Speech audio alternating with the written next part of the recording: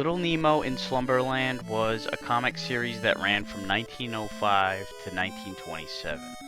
It centered on a boy named Nemo who has wacky adventures through his dreams and awakens in the last panel of each episode. It would be spun off in many forms, including an animated film in 1989, which led to the NES game Little Nemo the Dream Master, which was based off of the film, being released a year later by Capcom, although the movie wouldn't reach North America until 1992, so the timing, marketing-wise, was a little off on our side of the pond. The game's plot is more or less based off of the first episode of the original comic, where Nemo is propositioned by a strange girl dressed like a court jester into joining her in Slumberland because Nemo was handpicked by their princess to be her playmate. Nemo is skeptical, but she offers him candy, so he accepts. So I guess we're teaching kids it's okay to take candy from strangers. There's always a catch when strangers offer you candy, though. In this case, the one detail that she doesn't tell Nemo is that various bizarre animal creatures want to kill him. I guess raging, violent acts of jealousy come with the territory of being selected as the princess's playmate. I don't know. This is a dream, and dreams are fucked up, so no matter what direction the plot goes, it works. It looks like a pretty standard side-scrolling platformer, but there are unique elements to it, the most notable of which is the ability to feed candy to certain animals, which will let you ride them, kind of like Yoshi. Different animals have different abilities, some of which are a necessity to get to areas you otherwise couldn't reach, in order to collect the keys that are scattered around the stage that you need to unlock the door at the end. Each animal also has a different amount of life bars. You have 3 as Nemo, and some of the animals also have 3, but some have 4 or even 5. Each stage is modeled as a separate dream, where Nemo passes out in the beginning and awakens at the end, much like the comic. These animal companions, however, can still hurt you if you make contact with them before you feed them. They'll generally be stationary and won't outright attack you, which tips you off that they're an ally and not an enemy, but you still can't touch them, even if you're riding another animal at the time. You have to feed them a few pieces though before you can hop aboard them. Once you see the bubble hanging out of their mouth, then you're able to get on. Your candy also stuns enemies, but it doesn't do anything else, which is just more incentive to get an animal. Thankfully, you have an infinite amount of candy to toss, and even though it travels in that annoying arc pattern, a lot of enemies are low to the ground or up in the air, so it proves effective, especially since you can't jump very high. It's just a matter of lining yourself up correctly. The game does get quite challenging toward the latter half, and the final stage, which is a frickin' 3-part gauntlet, is particularly a pain in the ass. It walks the fine line between being challenging and just plain cheap, but like I said, this only really happens toward the end. There's a healthy progression as the game goes along, and while it can get frustrating, it never goes too far over the top. One area where the game offers some forgiveness is that there are no boss battles, at least not until the final stage. Then you get 3 of them. Also, the game throws you a bone in the form of unlimited continues. As is expected with Capcom platformers, the controls are quite fluid. Like I said, you can't jump as high as it feels like you should, but again, this is basically intentional to maximize the purpose of the animals. And some of these animals have weaknesses too. For example, the mole can't jump at all, so in some cases you want to get what you can out of them and then hop off. Pressing the select button lets you go back to playing Nemo. This adds some strategy to the game. Couple that with the whole scavenger hunt element with finding all the keys, and some nice visuals sprinkled on top, and you've got yourself a fairly unique, solid little game.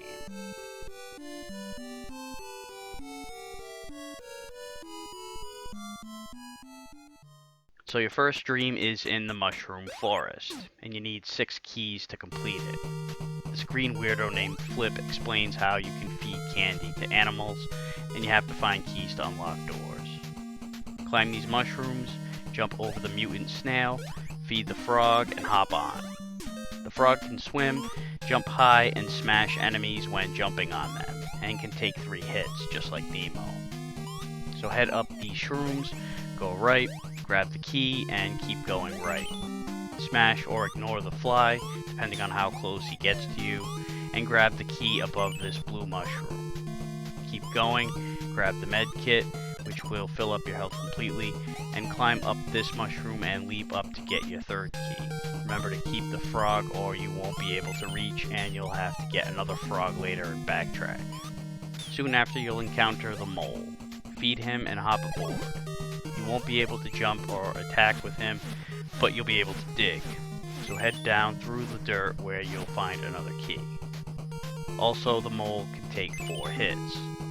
Head left to grab another key, and if you hop out and head right, you'll find a frog and can hop across these platforms and get you back on track toward the end. But instead, stay on the mole, head left through the dirt wall, head down, feed the lizard, and grab the 1-up. You'll exit and end up back on the tall red mushroom right before the mole. Now the lizard can climb walls, so head up here and you'll get another 1-up up here. Drop down and now you're at the small platforms by the waterfall. Hop across and you'll find another lizard. Hop up here and head back. Grab the health drink, which will fill up 1 health bar, and you can climb up this wall with the lizard. But you don't have to. You can just jump across this way to grab the final key. Circle back, and the door to the exit is just ahead. You'll get a cutscene of Nemo's mom trying to roust him out of bed, to no avail. The second dream is the flower garden. This one also has 6 keys. You'll meet this odd-looking fellow off the bat, who tells you to meet his underwater friend Oompy. Right away, you'll find a body of water you can slip down, and I guess this is Oompy. They tell you to find the lizard to get through the next area, and then you'll end up back at the water where you originally submerged. So this little side trip is optional and actually unnecessary. These snakes will pop out of the ground and slither in your direction. Jump over them and feed the gorilla. The gorilla can punch, jump high, climb walls and trees, and can absorb 5 hits. Head up here, grab this bottle, and punch out all the snakes and flies along the way. Remember this narrow gap in the ground here too. Punch out these weird hanging things, climb the tree, grab the drinks on the branches, and when you see these floaty things, hop onto the branch and let them drop past you. They'll otherwise line themselves up with you from above and hit you. At the top of this tree is a lizard. Hop off, feed him, and get the nearby key. Drop down and head back to that narrow gap from earlier. You'll reach a hornet. Hop off the lizard, feed him, and now you can fly, shoot stingers, and take 4 hits. The flying is temporary, so be sure not to let yourself dangle in a dangerous spot for too long. Drift down here to get this key, then back to give yourself another head start to fly up here for a drink, and away back up. Just watch the spikes and grab another key. Watch out for these egg-dropping crows. Let them drop their shit in front of you and move on. Fly up here for a key, just watch the spikes right above it. Now drop down by the water, switch back to Nemo, and drift down the water to the underground. This tree stump asshole will pin you against the wall, so when you slip out of the water, drift to the right to avoid it. Let the bat pass over you, grab the 1-up and the key. Only 1 more left to go. Watch out for the falling boulders, wait for an opening, and then jump across. You'll be teleported back to where you submerged in the water. Swim back, and there's another hornet. Feed him, fly over the water, grab the drink off the flower, then turn back to Nemo and sink into the water. Watch out for these giant tadpoles, they're pretty fast. Swim up here, grab the med kit on your way, and feed the lizard. Slip between these hangy things, climb the tree, grab the last key, and the door to the end is just ahead. You'll get another cutscene. This time Nemo's mom wants him to stay in bed. She can't make up her damn mind. Dream number 3 is the House of Toys, and this one is unique in that it's an auto-scroller for the vast majority of it. Once again, you need 6 keys, and the first 3 are right there for the taking from the get-go. Just climb up the scaffolding, hop across the platforms, and across to pick them up. You'll then end up on this train, and this is where the auto-scrolling starts. These purple planes crash land from overhead, or at least they do sometimes. Stay back, and when they drop, reposition yourself. Just keep an eye on what's ahead of you, as you'll often have to jump over or duck under blockades. There's also these hot air balloons that drop bombs. Take a similar approach in luring them to drop their attacks before moving on. Just keep in mind they often drop too. These items here are very tough to grab without taking a hit. You'll have to time it almost perfectly. But if you have 2 hit points or more, it's worth going for it because you can simply pick up the med kit and refill your health completely. Win-win. This next med kit you'll need to grab quickly in order to make it back down in time to not get crushed. Because this bullshit impossible to get one up lures you into trying to jump over it, which you can't. It's just bait like that fucking pizza in Teenage Mutant. Never mind. Stay back when these crates get dropped, and move ahead while they're on their way up. Then these flying squirrels show up to become a nuisance. They stay perched on these platforms until you get close enough, and then dash after you. Stay back far enough so you can jump over them, but not too far back or they won't attack until you're right up on the edge and you're in danger of getting crushed. Then you'll see 3 more keys floating as you pass by. Jump and grab them quickly, but be ready to avoid the planes that fly by at the same time. You don't necessarily need these keys, there'll be more later, so if you'd rather just worry about not colliding with the planes, do it up. Now the sky is falling, or at least the ceiling is. It's not as insane as it looks, but it does take some reflexes. Thankfully, you can simply duck to avoid most of it.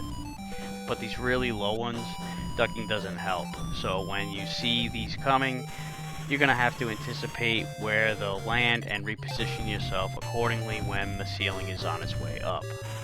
This is pretty fast paced, so you'll have to think fast.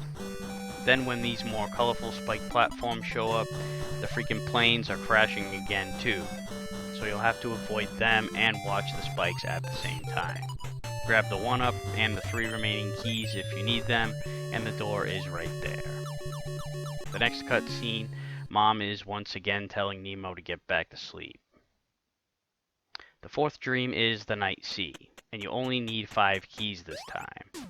It starts off with this odd-looking bastard explaining to you that feeding the hermit crabs will get them to take you where you want to go. Well, that's a little vague. You'll find a key right away as you slip into the water. Right after is one of said hermit crabs. Feed it, and you'll discover that he can dig under this gravelly surface, which leads to a health drink. Then slip down here quickly so you don't get hit by any of the persistent tadpoles, or these things spitting projectiles from the mast. Grab the key, and then dig down to the bottom, and you'll end up in this room with that tree stump. Slice him with your hermit claw, grab the 1-up, head right, and you'll be teleported back onto the ship. Ditch the crab, swim up, and you'll come across this pink fish. Feed him, hop on, and you'll now be able to swim faster with better control. Swim down into this passage, and then up into this dead end, and you'll teleport to this other area. Swim up, grab the 1-up, and watch the spikes that fire out of the fish in all directions, not to mention the spikes in the ceiling. Follow the linear path, grab the med kit and the key, and you'll be teleported back to where you came back from. Swim back to where you originally acquired the fish, and swim through the upper passage. Wait for this thing to stop firing and then move on. Ditch the fish, and hop up here for a drink. Feed the lizard, and carefully jump up here without hitting the spikes. You'll want to slide to the right just as you're on your way down. Grab the key, ditch the lizard, grab the med kit, and carefully swim between the spikes. You don't want to let yourself float up. Head down here, feed the hermit, and dig down for the last key. Swim up here, grab the drink, and head right. You can slip down here, but there's more bullshit to deal with and no reward for it. So instead, hop out on here, jump over the flying fish, and the door to the end is just ahead. Then there's another cutscene of Nemo's mom ordering him back to bed. Give that kid some freaking NyQuil already. Dream number 5 is Nemo's house, and you'll need 7 keys to finish this one. The shaggy dog at the beginning tells Nemo that he's in his own house, as if he wouldn't recognize his own home, or that we the player didn't see it listed as the title of the stage. In any event, hop up these platforms at the beginning, climb the banister, bang a quick left, and feed the frog so you can squash some vermin. The vermin in question are the familiar bats and snails, as well as these flying turtles that drop eggs that roll across the floor. Head up the banister you came from a little bit, bang another left in this cranny, squash some bats, and there's a key at the end. Head back, climb this stairwell, and there's a med kit against the wall here, but only grab it if you're on your last health bar, because once you drop down here, you've got a health drink. Drop down, squash the monkey that throws dishes. He won't be able to attack you from underneath, and there's another health drink along this path. Drop down into what looks to be a pit, but it really is another area. Drop down here, head right, and let an opening between these dropping crates present itself. Pass through, and ditch the frog for the lizard. Go back to the far left, climb the wall, and collect the 1-up and the key. Go back, climb the wall you came down from, head left, and ditch the lizard for the hornet, and fly back up where you came. And go back out to the main floor where the med kit was. Fly up and grab the key by the chandelier, and then up through this hole in the ceiling. To the right is a brick wall of some kind, blocking your path. Now go up through this hole, and there's a few more dropping crates here between you and the 4th key.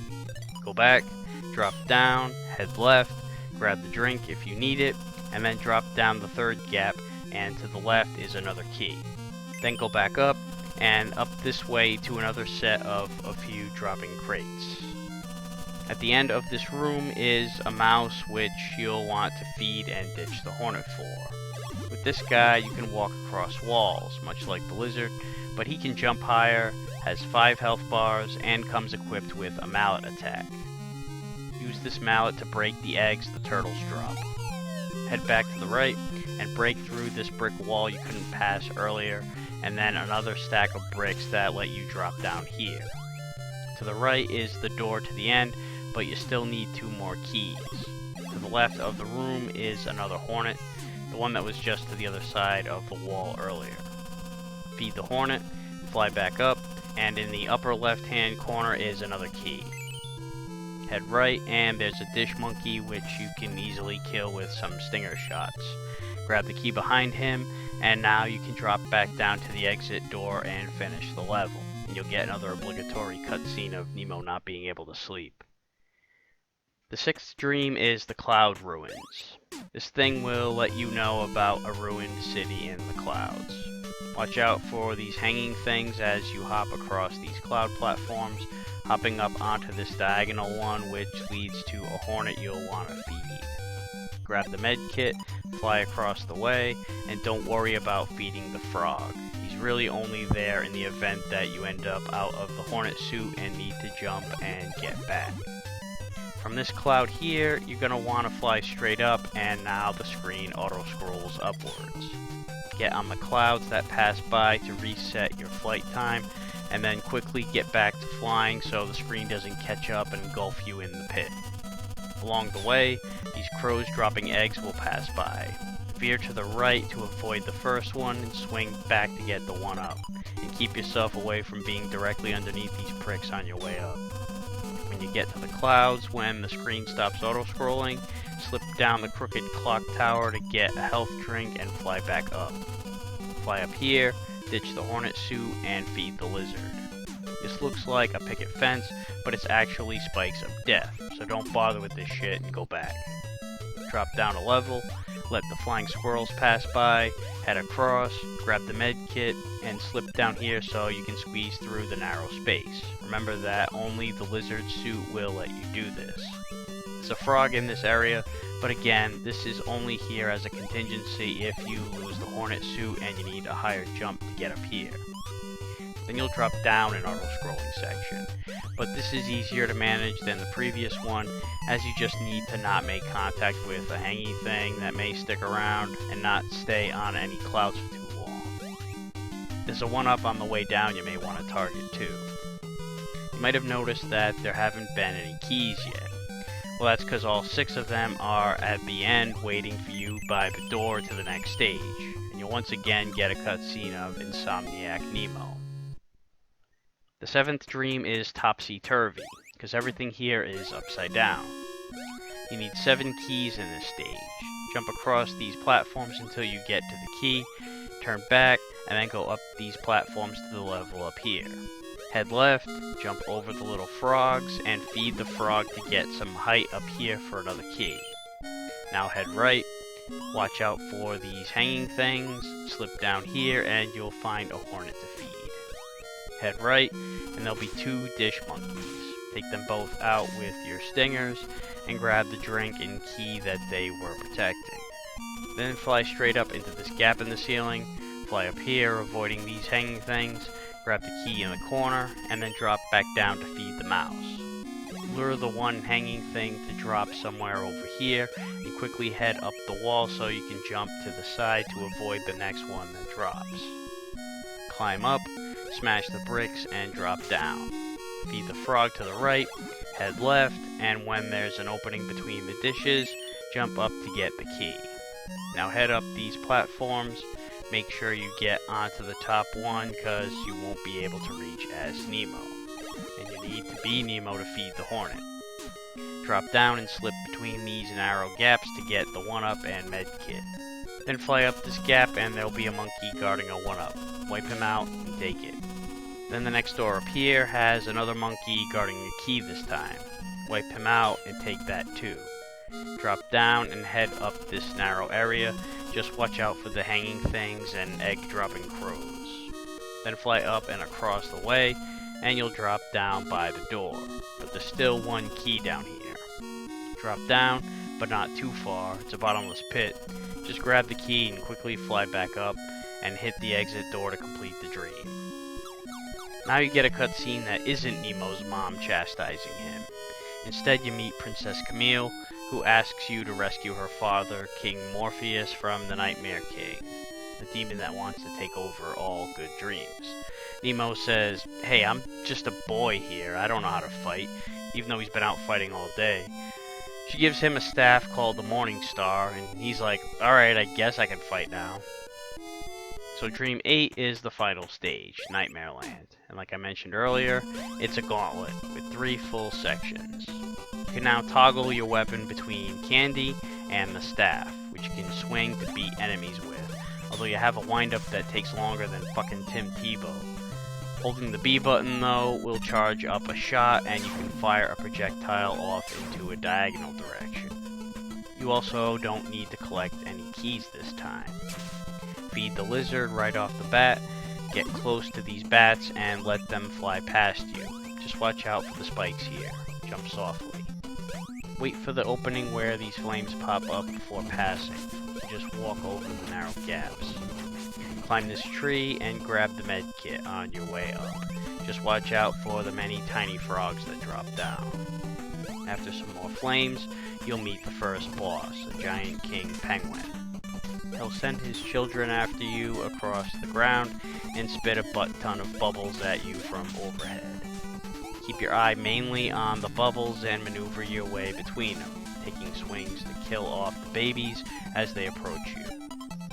He'll hop off screen and switch places before starting the routine over again, although sometimes he comes back to the same spot.